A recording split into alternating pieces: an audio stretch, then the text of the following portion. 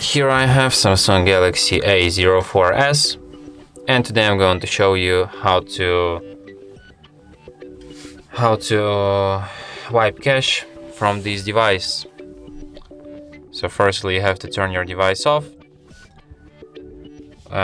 Firstly you have to connect it with the USB cable to computer, then you have to turn it off. And after it turns off, you have to hold down power key plus volume up at the same time for a couple of seconds like this.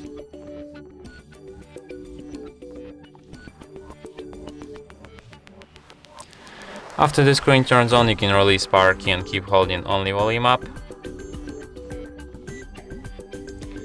In the following menu, you have to use volume keys to navigate and power key to select, and select an option Wipe Cache Partition. Then confirm it by selecting yes. And after you see the message Cache Wipe Complete, just select the first option Reboot System Now, and your device will be restarted as usual. And that's it. Thanks for watching.